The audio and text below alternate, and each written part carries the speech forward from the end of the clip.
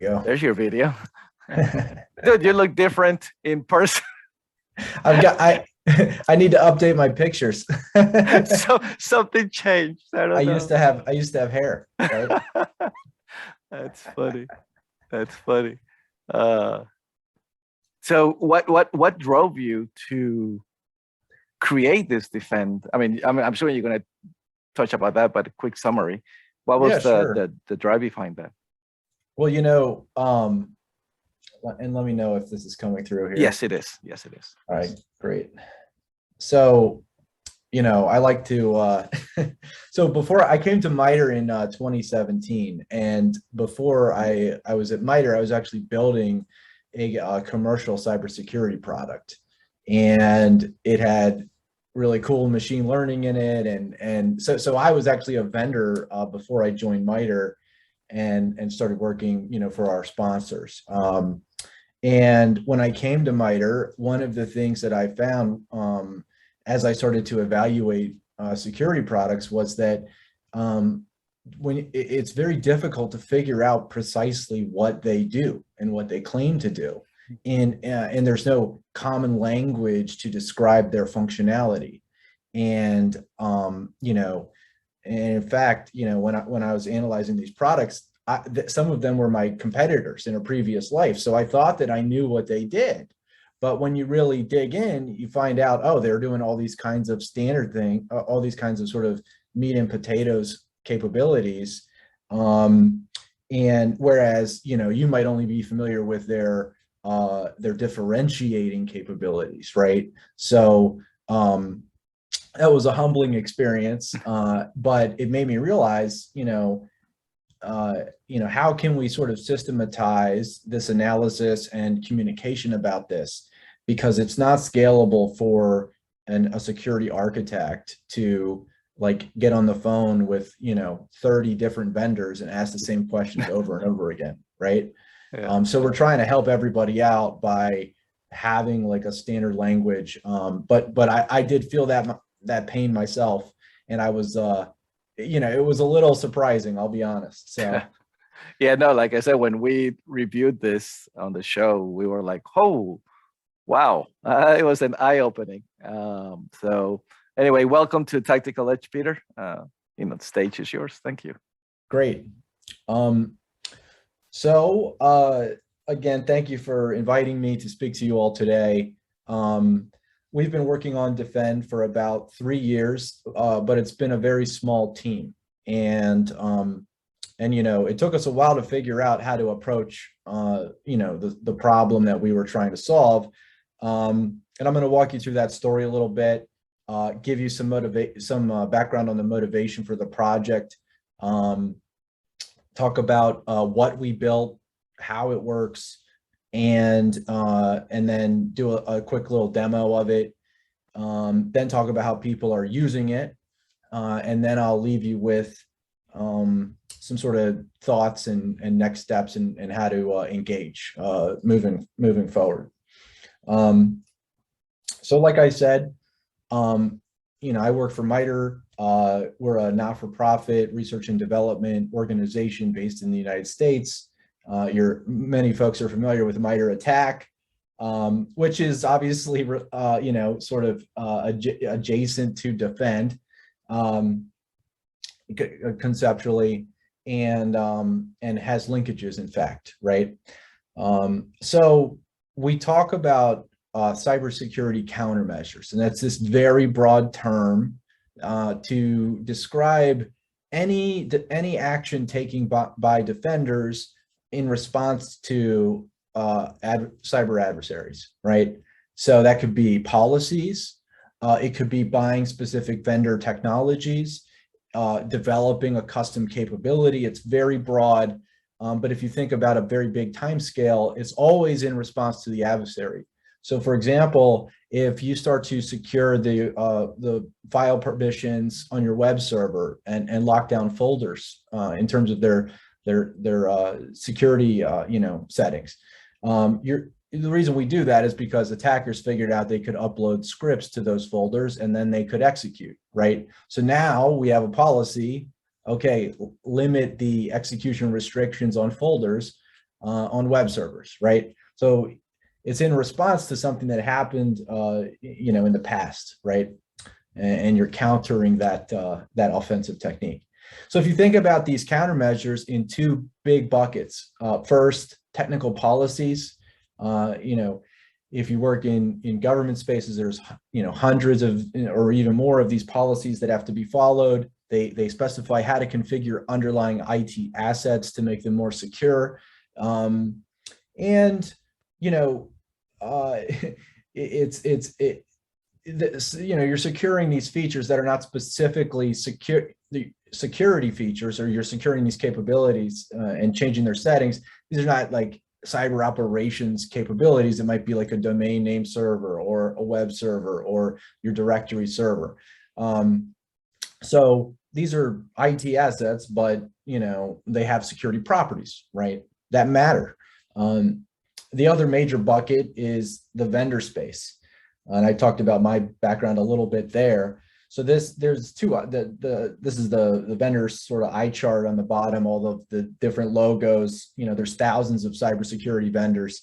And if you think about the fact that there's thousands of these vendors, some of them have dozens of products, some of those products perform dozens of discrete functions, you're dealing with a very large numbers at that point.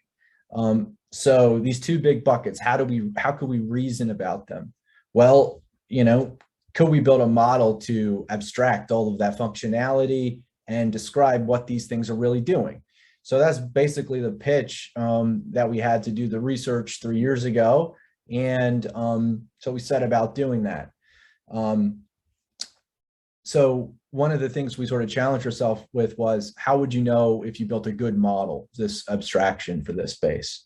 And from our point of view, we came up with the idea that, okay, if we get different target audiences using the same model, that would indicate that we met some, semantic sweet spot. So, consider 3 different use cases. You might have a security architect who's managing a portfolio of dozens of these products, or in some cases, we've seen hundreds of these products, right?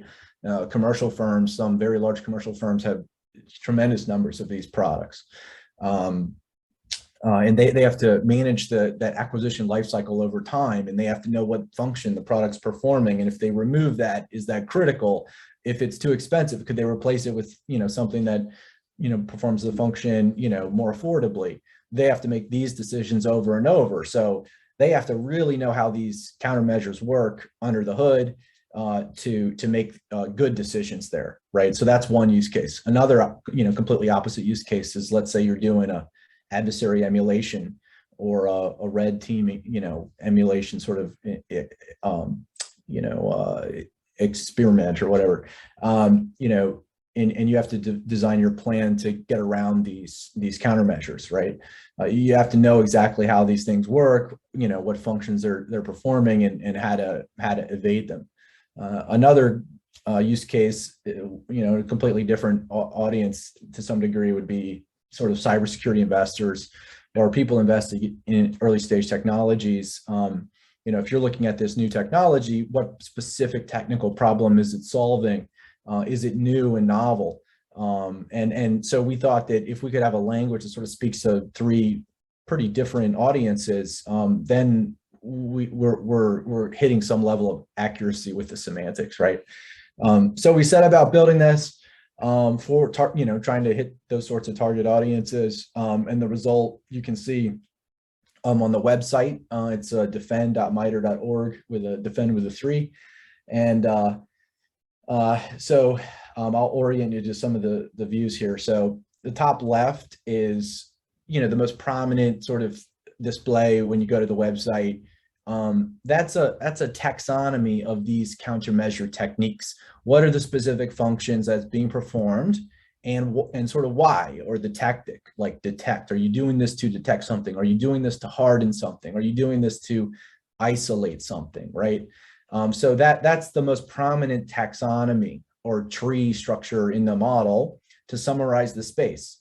And it's a tree or taxonomy because that allows multiple users of different levels of sophistication to use the same structure. So let's say you have an acquisitions team that's tracking things by, say they want to track things by the detection, like the detect versus harden, or how many detection purchases have we made, right? They can answer that.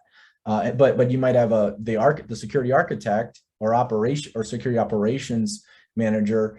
Maybe they care about the different types of process analysis underneath of detection, right? Well, now you've got two different audiences capturing metrics using the same framework, right? So that was the main goal with that. But that tree, I want to stress, is really just one part of Defend, and we display it prominently to make this graph structure, which is behind it, more accessible and more interesting than going and just sort of looking at an XML file or something like that, or a JSON file. So this graph is what I'm going to talk to you about for the rest of the presentation, and how we are using it to organize this information and develop relationships between offense and defense. So why do we call it a graph? Well, because we're connecting all these different concepts together. So you might picture multiple trees or taxonomies of information, and I'll show you some examples. So I might have a taxonomy of file types. What are all the types of files, right? Where you might have a Word document, which is a type of document, which is a type of file, right? So, and then what is the relationship between that, and say the ways to do file analysis. So when you make those links, now you've got a graph. And it's a special type of graph. It's called a semantic graph. And that means that the relationships have special meanings. And the way that we use those special meanings is to link defense to offense and offense to defense. And that's depicted in this bottom right picture, where you've got attack on one side, defend on the other. And then in the middle, these relationships that show defensive techniques observing the digital artifacts that the offensive techniques are producing. And then we're able to infer that, say, one defensive technique might cover or address, n number of these offensive techniques. Oftentimes there's asymmetry there. So one defensive technique might cover multiple. This middle section is an entire model by itself. And, like the example I gave with the different types of files, that's all embedded in this digital artifact, ontology model, which I'm going to show you in more detail in the next slide. But basically, it allows us to infer relationships between defend and attack without us needing to specify directly, oh, this one thing covers this because I said so. Now you can see an explanation why we think this one defensive technique is related to this one particular offensive technique. So Peter, one of the great uses in real world, it's right now for the CISO, so for the cybersecurity organization right now, the CISO comes to you and says, are we protected against this freaking log4j? Right. So in real life right now, if a lot of the people are already using the MITRE attack, and there's already a lot of information about log4j, what are the TTPs, right? And then if you use that, now if you have the defend, you can link it and go directly and then tell the CISO, well, according to this, it's using this, and we have defense strategy based on your defend framework here identifies that you do have devices or solutions out there that are defending against those TTPs. So you can go back to the CISO and said, we're okay. I mean, we're not 100%, but we are okay. Is that a good example? Yes, and by tracking it using the sort of that model, it lets you sort of facilitate that conversation to say, hey, we have these functions, and maybe here's the ones we tested it against. So not only do we know we have this capability to detect this thing, we tested it to confirm it, right? And now I can show that visually and say, okay, we've tested 4 out of the 10 things that could detect it, right? Exactly. And in one of my examples later, I'll show you, a view that, we've used to illustrate exactly that. So hopefully that'll resonate. Perfect. So the next slide is going to take this sort of like PowerPoint cartoon drawing and break it up with specific technical examples so you can see what's actually inside this graph. So this is the same view as before, but with specific examples. You've got attack on the left, defend on the right, and in the middle is this graph. Now, this entire thing is a graph, but this portion of it, of defend, that we call, about these digital artifacts, we call it this digital artifact ontology. So, the word ontology can be, concerning for some people. But basically what that really means is you can think of, let's say we're trying to organize information, and there are, let's say, 3 different levels of organization. One might be a simple vocabulary of terms and their definitions, a list, if you will, right? Let's say you need something more complicated, maybe a taxonomy, which is like a tree of the different types of things. Like I talked about the file types, like the defensive technique types. Now you have a tree structure, right? Well, to go one up from there, consider this a graph, right? And we use the term ontology here. So imagine multiple tree structures, multiple taxonomies, and then also the relationships between each of them, right? And then that's what we call basically an ontology. And it creates this graph structure that we can then reason about. And again, the power of this information management approach is that the relationships have special meanings, and you can have different types of relationships. So there's even a taxonomy of relationships. It's all about being very precise about the way you're describing things, and it's very tedious. But it's, the end result is very beneficial. So I'll walk you through this diagram to show you sort of what we're trying to capture. So in the middle, we've got a particular digital artifact, a process code segment. So what is that? Well, the way you read this graph is you say that is a type of code segment, which is a type of digital artifact. So there's the hierarchy or tree, if you will, of that part. Now, down here, we have a process, and then you see a blue line. So that's a different type of relationship. This says it contains. So a process contains within it a process code segment, right? So what is a code segment anyway? Well, that's an executable portion of code that it contains instructions. And when you launch a process on your computer, it reads the executable binary file, and it takes those instructions, which are called code segments, or also known as text segments for some reason in computer science. And then it loads it into memory. So here's a case where, with defend, we try to characterize all the language with computer science terminology, but for cybersecurity purposes, we had to get more specific. So we're making, with the term process in front of process code segment, we're making a distinction between the copy in memory versus the copy on disk. Because when an offensive exploitation technique is exploiting a running process, they often are modifying the copy in memory and not the copy on disk. So for cybersecurity purposes, we have to get a little bit more specific than your standard computer science terminology.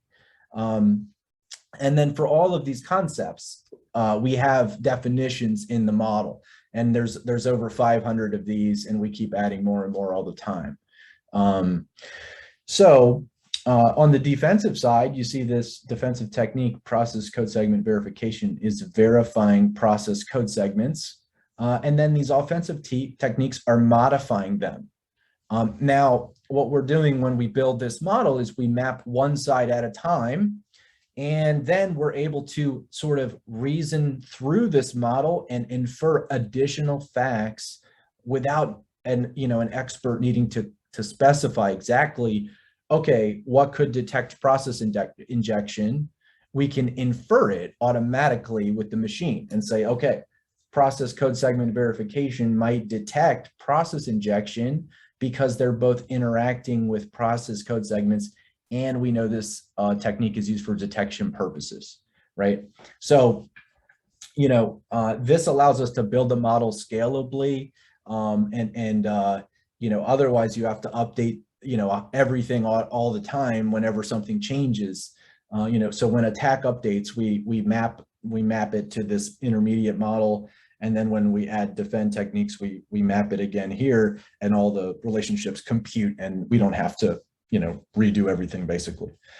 So now I'm gonna show you what that looks like in the user interface with a quick little demo.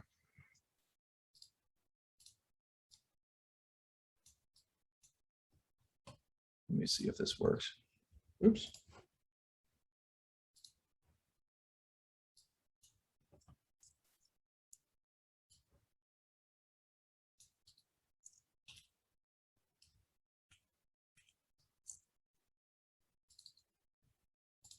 All right. Hopefully you can see my browser here. So this is the website, and it's displaying, these defensive techniques underneath of the major tactics: harden, detect, isolate, deceive, evict. And in the slides, I was talking about this type of process analysis, which is called a process code segment verification. And it's basic. And then if you hover on this, you get a quick little definition. It says comparing the text or code's memory segments to a source of truth. So we're using the term verification very specifically. And then if you click on it, you get an article explaining in more detail how that works. And the main goal with the definition is sort of the hardest part of these things to write, is you want to be able to ask a vendor, do you do this, yes or no, right? And having it be sort of objective like that is what makes it a challenge. But that's where I think the value comes in. There's an explanation on how it works, and this is based on our reading of open source literature about these technologies. And then a section on considerations where our subject matter experts, talk about, this is sort of the what do you wish you knew before you bought the product type information. In this case, it's talking about false positives and false negatives with detection logic. And then here you can start to see where the graph kind of comes into play. Process code segment verification verifies process code segment, which was in the slides. And then with that piece of information, we infer, okay, it might detect these various attack techniques. Now this is very much a might. It's related. So one thing you'll notice when you look through, the knowledge base online is that there's various disclaimers about the relationships being inferred. So the reason why is that we're trying to accelerate knowledge discovery in the field. We're not trying to provide a perfectly narrow answer, because then if you do that, you're risking, potentially being too specific, and then someone doesn't learn something that they might that might have been very valuable.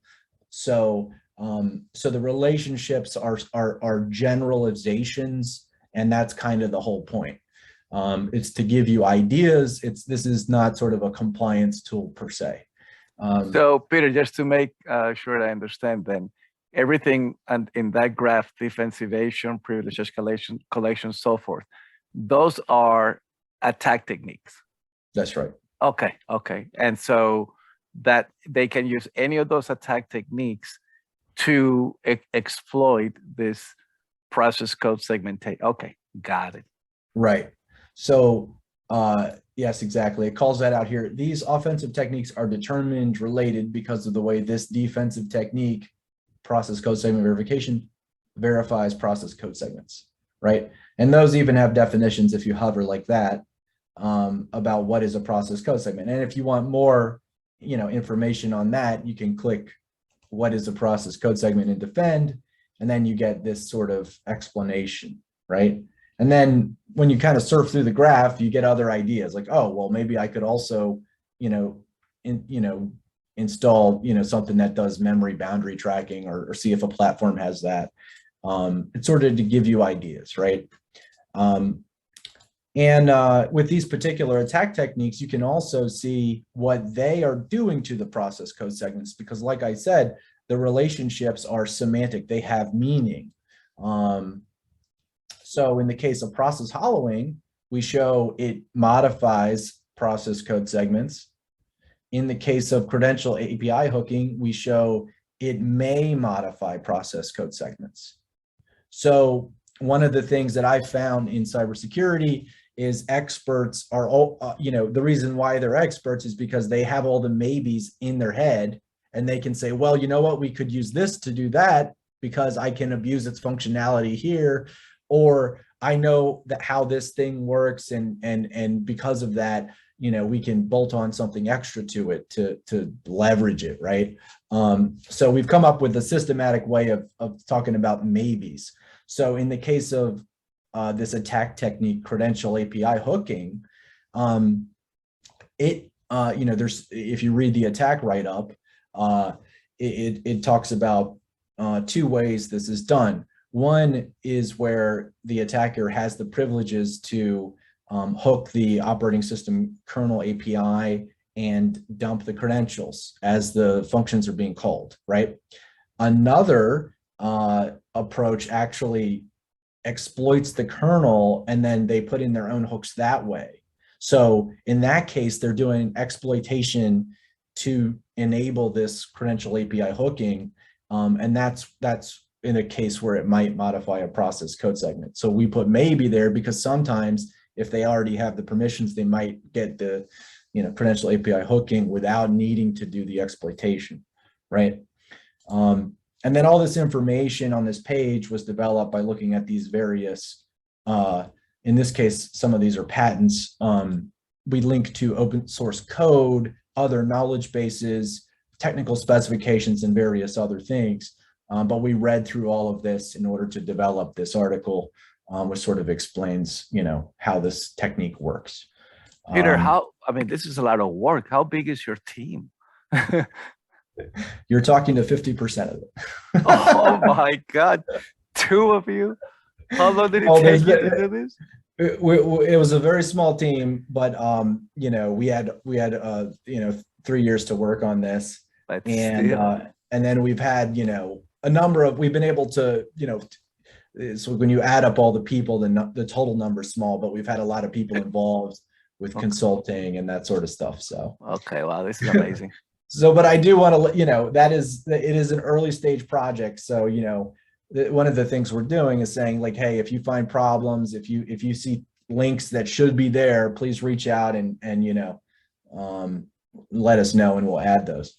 A little more of things you can do. So this was one, when I was watching your YouTube on this, I remember these search boxes used to not have labels on them. And, but I noticed you had figured out, you could type in here, and then, in this case, it's looking for attack techniques. So you can look for attack techniques on this left side, and then defend techniques on the right. And you can, so let's say we'll look up rootkit and see how, we've modeled what that looks like in our ontology. So this is the sort of offensive technique, this view inside of defend, which links to MITRE ATT&CK, which you can open this link and go to the real write-up on MITRE ATT&CK, right? And then you can see how we've described it, right? So rootkit there's a lot of mays here, because you could, by this write-up, they can put a rootkit really anywhere in your computer. So they might put it in as a kernel module. They might put it in as a shared library file. They might modify the kernel directly, or even the firmware, right? So given all those different places it might be, what can you do about it? Well, there's all these different defensive techniques. If you want to detect, a particular instance of a rootkit, or a particular target installation point of a rootkit, you might use file content rules, file hashing, or firmware verification, for example, right? And then you can click on any of these. So the blue boxes are the defensive techniques. This red box is the offensive technique. And then these yellow boxes are the digital artifacts that are being manipulated by the attackers. So you can click on any of these and like firmware, what's firmware, right, and defend, and it has a definition and things like that. So that's a quick spin through the user interface. This year, we're going to be releasing a new version of this, and it's going to have more features and a lot more stuff in it. So I'm excited about that as well. So I'll switch back to the presentation here.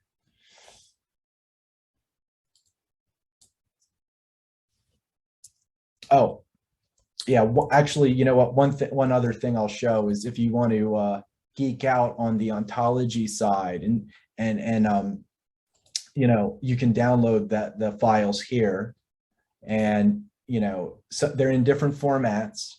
But when you open this up in a tool that can interpret it, you know, it's very well presented and easy to you know, basically understand. But it's sort of, it's hidden away on this resources page. So let me switch back here.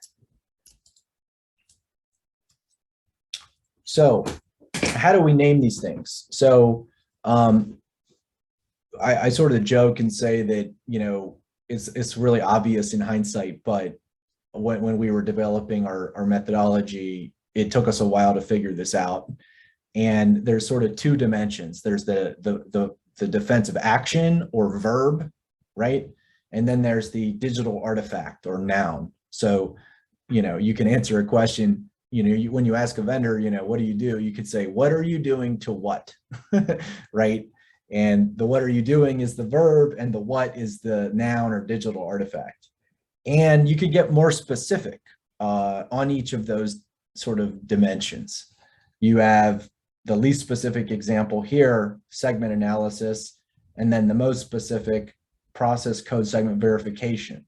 So a process code segment is a type of segment if you go down and to the left, and then verification is a type of analysis. So verification is where, you know, we have a source of truth to compare some value to versus, you know, something, you know, generic like analysis, which is, you know, you're inspecting something. Verification explains how you inspect it.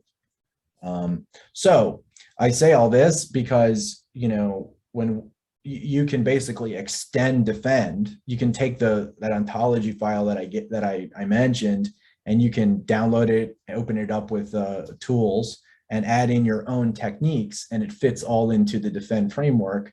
And you can track your own things using this methodology of naming things. So if you have something that's not in defend, you can add it very easily. So this is a little bit on how we are using defend, how we you know, and this is actually the first time, once we built defend, we wanted to apply it to some problems. And this was the first time we did that. We had someone who was worried. They wanted us to take a specific threat, and then they wanted us to take some set of these countermeasures, which were a group of countermeasures that were in these 3 specific products. So what we did was they wanted to know, okay, you know, will these products, could they address this threat, right? Would we have any protection? And we took the threat and the threat report, which is down at this, it's an open source threat report, and that was mapped to attack, and that was very useful. So we plotted that onto the attack matrix on the left here. And in this threat report, it was kind of interesting. They were modifying configuration files that the developers use for their IDE tool, the text editor, and those files would make their way into the Git repository. And then when the developers would check out that code, their system would download a malicious jar file, which was in that configuration, just a text configuration file with a bad link in it. It would download that automatically, and then the box would be owned. And then everyone else who checked out that code would also be compromised if they were using the NetBeans IDE in this case. So they wanted to know, okay, well, these three products, would they have done anything against this particular attack? So what we did was we took those products and we mapped them onto D3FEND and said, all right, what are they doing? Went through each one and said, okay, this one was doing credential hardening, right? A type of credential hardening, multi-factor authentication. This one was doing some email or messaging hardening, some network traffic analysis, some file analysis, and some isolation techniques, right? And we stepped through the attack and said, okay, for each stage, what would the defensive posture, what, you know, would it have been covered, or was there something that we could have had that, you know, would have detected it? So in step one, the initial access, we identified that they could have had some protection based on the links in our model, but it wasn't in either of these three products. And then we did that for sort of each step, where if it's green, it's saying the functionality was present, and if it's purple, it was saying, you know, they could have had it, but they might need a different product or custom capability. And then sort of at the end, you know, you get these sort of, you can make these higher level, you know, sort of assertions about your posture. You can say, well, if we invest in these areas, we might be able to have better protection against this particular threat. So we marked application hardening, platform hardening, and operating system monitoring as red because they were missing these capabilities, but if they had them, they might have actually done something about this attack. This one was marked, process analysis and file analysis were marked amber because they had some coverage here, right? But let's say they wanted to do more defense in depth, and they could make additional investments to have better, deeper coverage. And now, you know, you're able to have these higher level structural insights while also accounting for these lower level technical details. And the idea here is when you're communicating to senior executives, you can talk, you know, talk about the higher level categories and say, you know, and imagine two scenarios. One where you're let's say you're in a resource constrained environment, and you see, you know, you had some coverage here, but you didn't have any coverage here. Maybe, you know, hypothetically, you might want to move some of your investment from here to an area where you had none. Alternatively, let's say you're in a resource, you know, let's say you're in a case where defense in depth is everything. You're dealing with the most critical things, you know, in the world, and you can't, you know, take any chances. So you might say, well, all right, how, you know, maybe I want to double down on some of these areas and get more diversity in my analytics. So you can imagine sort of painting multiple views on top of this matrix, explaining a different story. And in one case, it might be moving investment from one thing to another. In another case, it might be, how can we get more diversity in our analytics? And, you know, what's the performance of each of these analytics? What's the false positive rates or true positive rates on any of these boxes? You know, am I getting return on investment, right? So think of this as sort of a way to a tool to help tell the story about your organization's capabilities in a structure, in a framework, right? So finally, I'll leave you with this slide, how to sort of get involved. So we're pretty active in terms of engaging with folks who are interested. We want people to reach out to us. Today, we just set up a Slack channel, and if anyone wants to join, just ping me. You can send a request to defend@mitre.org, or my email is pk@mitre.org, so that's pretty easy to remember. You can start to ask vendors, all right, what defend techniques do you support? And the reason why is you really want to be able to have this conversation about, okay, with these specific attack techniques, you know, or with these specific defend techniques, we can detect these specific attack techniques. And then you're tying function to threat coverage. And then you can analyze functions separately, conceptually. Um, and like I said, you can download some open source tools to open up the ontology. Some of these things are pretty accessible. Protege is an example of a free tool. The reason I bring up these tools in information management is because as information, continues to grow in this space, it's really difficult to track all of it. And the reason why we took this approach with, formal ontology is that it's worked in other fields. It's very popular in the bioinformatics space. This is what they use to develop the gene ontology, these technologies, where they're tracking millions of genes to specific behaviors that organisms exhibit.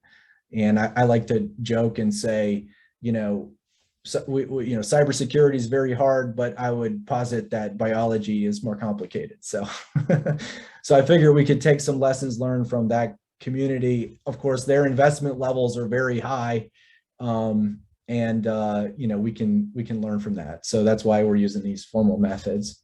And again, we're really open to collaboration, questions, reach out, and we're anxious to engage. So thank you for inviting me to talk today. I'll take any questions you all have. It's a pleasure to be here. No, this is great, Peter. Question: is anyone doing any of this automated? Because right now it looks like it's point and click and review and everything. Do you know of anyone doing any tools that kind of automates this for them, or not yet? Yes, that's a great question, and automate multiple aspects of it, right? Yeah. Because for us, we're interested in, when we were building D3FEND, we wanted to automate building the whole thing by looking at all these documents and trying to induce the ontology with natural language processing techniques. Mm-hmm. But as we wrote about this in the paper, it just didn't produce enough specific vocabulary that a practitioner would be interested in it, right? Yeah. It would be, we would have the right categories in terms of, the computer would say, well, here's the category, you tell us what it means, right? Okay. Now, we also have seen other organizations build tools on top of D3FEND, and that's why we use this standard format. We're seeing, actually, in fact, some vendors are starting to build tools that integrate it and let you, have like check the boxes type experiences and map your things to these things. We've seen some data science people at very large commercial organizations who've reached out to us, build, data science, NLP type things where they have like a D3FEND technique recommender. Like, we think your product does X, or we think that our thing, because they have so many products that they have someone trying, to organize that. We're interested in building some tools to help that as well. And I'll be candid and say, we just released this in June. We've been very surprised at the feedback. It's been excellent.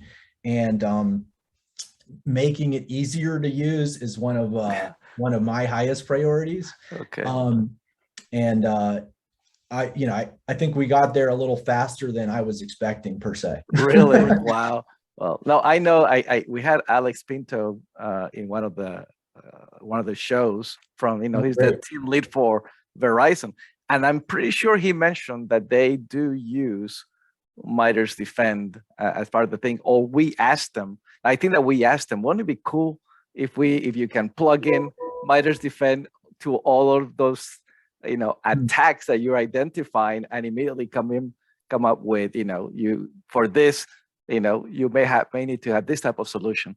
Anyway, that was a conversation that, it was going in the back. Another question I had for you: how open are you? This is from the Latin American community, to translate all of this stuff into Spanish, because we're talking Mexico all the way to Argentina, correct? Large community. Yes. Is that moving forward? Is that something that you're thinking? Because I can tell right now, I know my group, Tactical Edge, I know CISO's Club, And I know right now, Raices with Eric, we will be like, you need help translating, let us know. We'll get involved. Excellent. Well, and so this is where I'll go back to my ontology sort of. So the reason why we chose those tools is it because it facilitates that fantastically. Okay. So I can put what's called a language tag on anything, and it will like manage all of that for me. Oh, right? Beautiful. So the only thing we're missing is the translations. Okay. All right. So I'll get together, I'll mobilize some people, and we'll get together and get back to you in a couple of weeks, or probably after the holidays. I'm pretty sure that we will find enough people that would be very interested in translating this, being part of the. That's fantastic. So, yeah, and for that we might need to that might need to happen over Slack, because okay. We might have back and forth questions. Absolutely, absolutely. We'll work all that out later. First, we'll identify the groups. Peter, I know that you have to hard stop, so really appreciate your time. This is a fantastic tool. And let me see if there's any questions. Oh yeah, so from Nelson Parra. Please tell us if it is correct to think that there is no perfect match for offensive and defensive, but your model is a very good approach to searching this match. That's right. That's right. All of the, when you're dealing, so like another way to explain this too is you can think of the categories or classes of these things and then instances of these things. So, I might have like I might have a category of animals like a dog, but then I have a specific, like this person's dog over here, right? And when we're generalizing about all these things, we're trying to talk about that general category side, not so much the specific one. We do have ideas about how to get to answering questions about specific matches, and hopefully we'll be able to share some of that in the future, so stay tuned. And that's going to be really useful for practitioners. But at this point, we're at that broad knowledge management side. We're trying to organize the knowledge versus and I say knowledge in sort of distinguished from facts, right? If you have general knowledge about things, you can infer additional facts that someone else who's not experienced or who doesn't have the knowledge would have, right? So yes, that's a good way to think about it, Nelson. It's designed to maybe confirm a suspicion that you have, or show you something that you might not have thought about. Yeah, exactly. Peter, thank you so much. Really appreciate you joining us, and looking forward to continue interacting with you and the team at MITRE. All right, great. Thank you. Appreciate it. Thank you. Listo para